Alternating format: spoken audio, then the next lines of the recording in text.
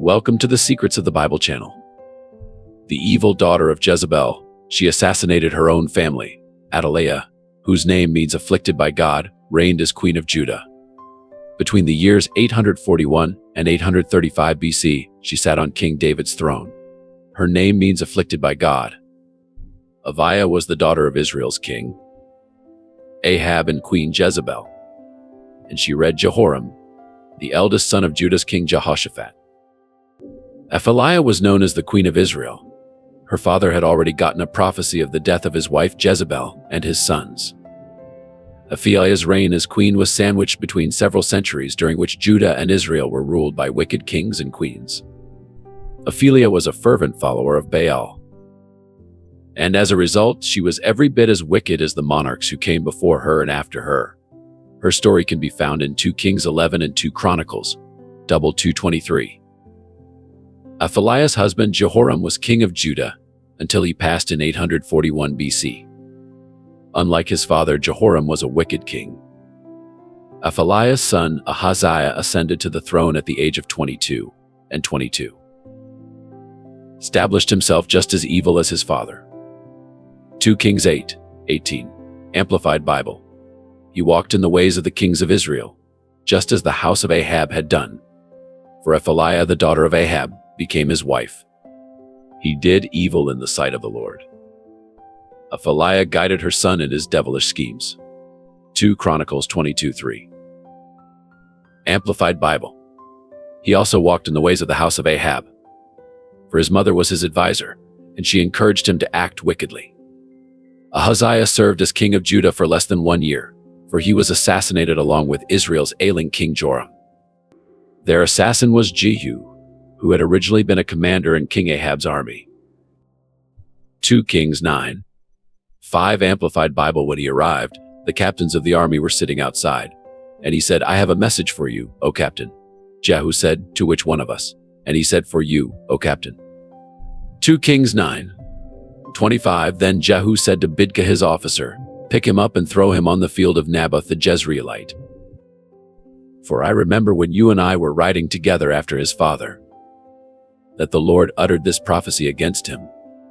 Jehu was anointed as the new king of Israel by the prophet Elisha, who also commissioned him as an instrument of the Lord to carry out the punishment that God had pronounced against King Ahab and his entire family because of their idolatry. As part of Jehu's goal to put an end to the dynasty established by Ahab, Jezebel and her sons were put to death. It just so happened that her son Ahaziah was visiting Joram when Jehu arrived to carry out the plot to kill Joram. As a result, Ahaziah also lost his life. 2 Chronicles 22:1-12 When Athaliah, the mother of Ahaziah, saw that her son was dead, she proceeded to destroy the whole royal family of the house of Judah. But Jehoshaphat, the daughter of King Jehoram, took Joash son of Ahaziah and stole him away from among the royal princes who were about to be murdered and put him in his nurse in a bedroom. Because Jehoshaphat, the daughter of King Jehoram and the wife of the priest Jehoiada, was Ahaziah's sister, he hid the child from Athaliah so she could not kill him. He remained hidden with them at the temple of God for 6 years while Athaliah ruled the land. Athaliah, who had already lost her husband and then her son, took the kingdom for herself by executing her own grandchildren after she had already lost her husband and son. Satan was the hidden force behind this savage massacre of the royal family, and he was seeking to cut off the messianic line, as he had attempted to do in the past, and would strive to do in the future. Jehovah moved Jehoshabib to hide her nephew Joash because the promise in Genesis 3:15 guaranteed the Lord would preserve the line through which the Lord Jesus would eventually come. Jehoshabib's husband Jehoiada, who was a priest, took care of him for the next 6 years while he was hidden away in the temple. When Athaliah learned that her son had been slain, she seized the chance to steal the throne by assassinating Ahaziah's son, therefore wiping out the entire royal dynasty. Athaliah was successful in her coup, 2 Kings 1:12. But Jehoshaphat, the daughter of King Joram of Judah and half-sister of Ahaziah, took Joash the son of Ahaziah and abducted him from among the king's son who were to be killed, and hid him and his nurse in the bedroom. So they hid from Athaliah and was not put to death. 2 Chronicles 2:4-7 For the son of Athaliah, That wicked woman had broken into the house of God and also had used all the holy and dedicated things in the house of the Lord for the Baals. Unbeknownst to Athaliah, a single grandchild escaped the massacre. Jehoshaphat, the baby's aunt and the wife of the high priest Jehoiada, took the infant Joash and hid him and his nurse in a bedroom. Joash was later smuggled out of the castle and taken to the temple, where he remained hidden for 6 years, while Queen Athaliah reigned over the land. 2 Kings 11:1-3. Now, when Athaliah, the mother of Ahaziah, saw that her son was dead, she arose and destroyed all the seed royal. But Jehoshaphat, the daughter of King Joram, sister of Ahaziah, took Joash the son of Ahaziah and stole him away from among the king's sons that were slain, even him and his nurse, and put them in the bedchamber. And they hid him from Athaliah, so that he was not slain. And he was with her in the house of Jehovah 6 years. And Athaliah reigned over the land. Just like her mother, she worshipped the god known as Baal. During the reign of Ahab and Jezebel, at the peak of Baal worship in Israel, God directly confronted paganism through his prophet Elijah. First, God showed that he, not Baal, controlled the rain by sending a drought lasting 3.5 years. Baal was the name of God, who was worshipped through Canaan and Phoenicia in old times. During the Judges period, the practice of Baal worship entered Jewish religious life. The practice of Baal worship became widespread in Israel during the reign of Ahab. The practice of Baal worship also affected Judah. Various parts worship Baal in different methods, and Baal proved to be a highly universal god. Various locales highlighted one or another of his attributes and designed unique sects of Baalism. Baal is depicted in statues wearing a helmet embellished with a bull's horns, a symbol of strength and fertility.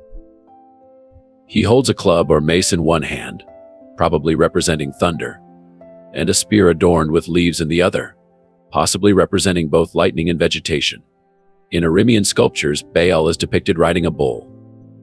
Athaliah, during her reign as Queen of Judah, utilized her position to further establish the worship of Baal across the kingdom.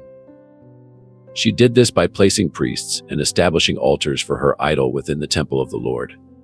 In this way, Athaliah followed the footsteps of her mother Jezebel.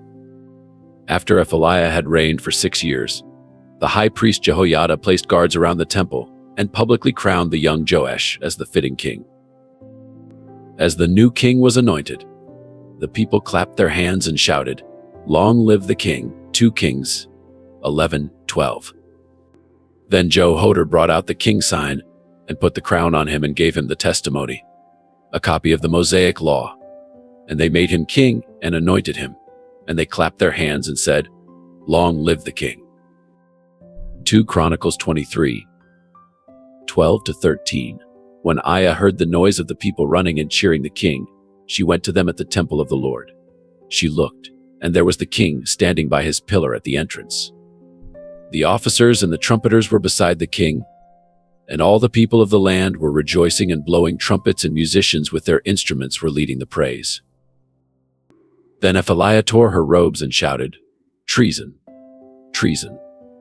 Queen Athaliah came to the people in the temple to investigate the cheering and shouting, only to find a child rival she fought long dead, now wearing the royal crown. But what must have alarmed her even more was the realization that the people were solidly behind him. No one listened to her charge of treason. After all, she was the usurper, not Joash. Jehoiada ordered her to be slain, but not inside the temple. She was taken to the horse gate, where she was slain for her atrocities in Judah. King Joash, who was only 7 years old at the time, dismantled the temple of Baal, broke the altars and idols of Baal, and executed the priest of Baal. This was all done under the command of the faithful high priest. And all the people of the land rejoiced, and the city was calm before Athaliah had been slain, because Athaliah had been put to death. With Athaliah out of the way, reform was swift. Jehoiada and the people covenanted to be the Lord. To demonstrate their commitment, they destroyed the temple of Baal and killed Mattan, the priest of Baal. As a priest, Jehoiada was sensitive concerning the temple and divine worship. One of the first things he did was to set the temple service in order as he'd been commanded by Moses and David. The Levites and the priests were each given responsibilities that were appropriate for them. The holiness of the temple was no longer to be taken lightly, and the gatekeepers were tasked with preventing ceremonially impure individuals from entering the building. Jehoiada was aware that in order for reform to be successful, it had to start in the temple of the Lord. Joash was brought to the residence of the king. The people of Judah were overjoyed to have another son of David ascending the throne of Judah and looked forward with great anticipation to the reign of Joash. His people that the Messiah would come via the royal line of David made absolutely no difference to Athaliah in the least. This is the picture of a leader so thirsty for power that she would do anything to attain and hold her illegitimate title, including murdering her own kin. Athaliah ruled over Judah for 7 years.